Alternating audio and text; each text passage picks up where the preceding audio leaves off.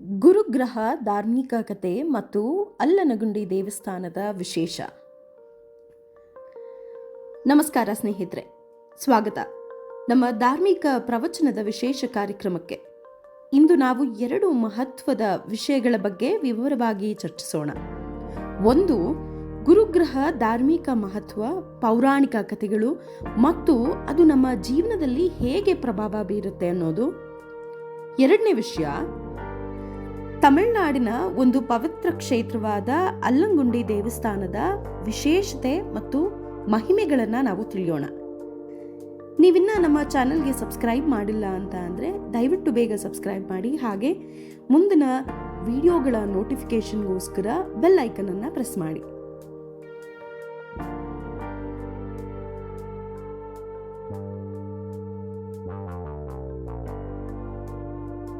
ನಮಗೆ ಹಿತಕರ ಜ್ಞಾನವನ್ನ ನೀಡುವ ಗುರುಗ್ರಹ ನಮ್ಮ ಜಾತಕದಲ್ಲಿ ಬಹಳ ಪ್ರಮುಖವಾದ ಭೂಮಿಕೆಯನ್ನ ವಹಿಸುತ್ತದೆ. ಅದೇ ರೀತಿ ಅಲ್ಲಂಗುಂಡಿ ಕ್ಷೇತ್ರ ತೀರ್ಥಯಾತ್ರೆಗಾಗಿಯೂ ಶಕ್ತಿ ಪೂಜೆಗೆಂದೂ ಪ್ರಸಿದ್ಧವಾಗಿದೆ. ಇದನ್ನ ಸಂಪೂರ್ಣವಾಗಿ ತಿಳಿಬೇಕು ಅಂತ ಅಂದ್ರೆ ನೀವು ಈ ವಿಡಿಯೋನ ಪೂರ್ಣವಾಗಿ ನೋಡಲೇಬೇಕು.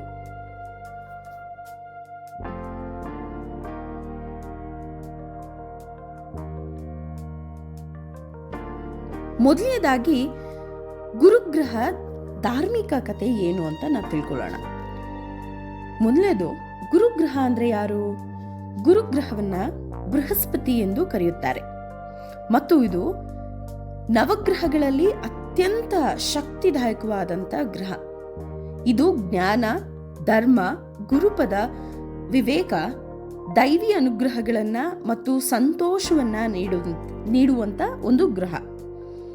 ಇದು ದೇವತೆಗಳಲ್ಲಿ ದೇವಗುರು ಬೃಹಸ್ಪತಿಯಾಗಿ ದೇವತೆಗಳಿಗೆ ಮಂತ್ರ ಶಕ್ತಿಯನ್ನ ನೀಡುವ ಮಹಾನ್ ಋಷಿಯಾಗಿದೆ.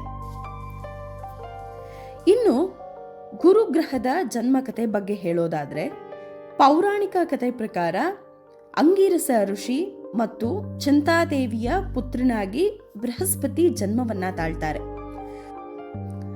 ಬಾಲ್ಯದಲ್ಲಿ ಅವರು ಅತ್ಯಂತ ಬುದ್ಧಿವಂತನಾಗಿ ವೇದ ಶಾಸ್ತ್ರಗಳಲ್ಲಿ ನೈಪುಣ್ಯತೆಯನ್ನ ಹೊಂದಿರ್ತಾರೆ. ದೇವತೆಗಳು ಅವರ ಬುದ್ಧಿಯ ಮಹಿಮೆಯನ್ನ ಅರಿತು ಅವನನ್ನ ತಮ್ಮ ಗುರುವಾಗಿ ಸ್ವೀಕರಿಸ್ತಾರೆ. ಇವನೇ ಶುಕ್ರಾಚಾರ್ಯರ ಪ್ರತಿಸ್ಪರ್ಧಿಯಾಗಿದ್ದು. ಶುಕ್ರಾಚಾರಿ ಯಾರು ಅಂತ ಅಂದ್ರೆ ಅಸುರರಿಗೆಲ್ಲ ಗುರು ಶುಕ್ರಾಚಾರಿ. ದೇವತೆಗಳ ಬಲವರ್ಧನೆ ಆಗಬೇಕು ಅಂತ ಅಂದ್ರೆ ಗುರುವೇ ಈ ಒಂದು ಪ್ರಮುಖ ಪಾತ್ರವನ್ನ ವಹಿಸಿದ್ರು ಅಂತ ಹೇಳಿದ್ರೆ ತಪ್ಪಾಗಲ್ಲ. ಇನ್ನು ಗುರುಗ್ರಹದ ಹಿಂದೂ ಪುರಾಣಗಳಲ್ಲಿರುವಂತ ಮಹತ್ವಗಳ ಬಗ್ಗೆ ನಾವು ತಿಳಿಯೋಣ. ರಾಮಾಯಣದಲ್ಲಿ ಗುರು ಬೃಹಸ್ಪತಿ ವಿಷ್ಣುವಿನ ಪರಮ ಭಕ್ತನಾಗಿ ಕಾಣಿಸ್ಕೊಂಡ್ರೆ, ಇನ್ನು ಮಹಾಭಾರತದಲ್ಲಿ ಕೌರವರು ಪಾಂಡವರು ಯುದ್ಧ ಮಾಡ್ತಿರುವಾಗ ಕೃಷ್ಣನ ಸೂತ್ರಧಾರತ್ವದಲ್ಲಿ ಗುರುವಿನ ಮಾರ್ಗದರ್ಶನ ದೊರೆಯುತ್ತೆ.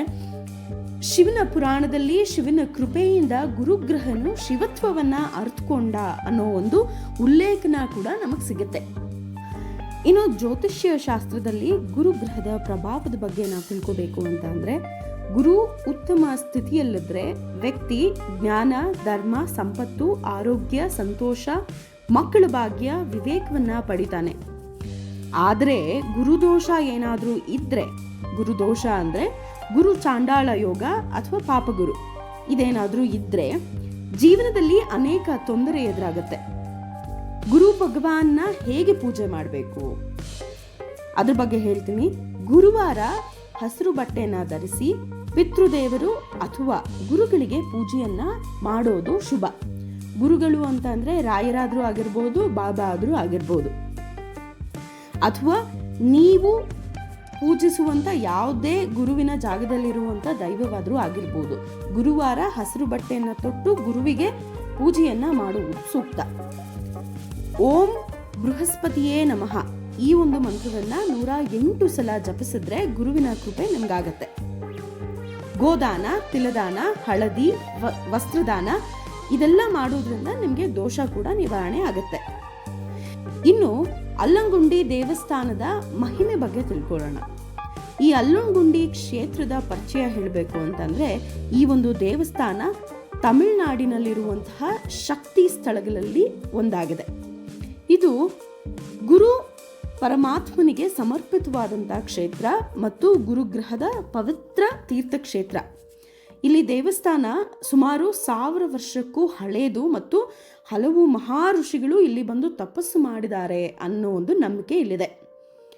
ದೇವಸ್ಥಾನದ ಪುರಾಣದ ಬಗ್ಗೆ ನಾವು ಹೇಳಬೇಕು ಅಂದರೆ, ಹಿನ್ನೆಲೆ ತಿಳ್ಕೋಬೇಕು ಅಂತಂದರೆ, ಪ್ರಾಚೀನ ಕಾಲದಲ್ಲಿ ಒಂದು ದಿವ್ಯ ಋಷಿ ಈ ಕ್ಷೇತ್ರದಲ್ಲಿ ತಪಸ್ಸು ಮಾಡೋದ್ರಿಂದ ಗುರುದೋಷ ನಿವಾರಣಾ ಸ್ಥಳವಾಗಿ ಈ ಕ್ಷೇತ್ರ ಪ್ರಸಿದ್ಧವಾಯಿತು ಅಂತ ಹೇಳಲಾಗತ್ತೆ.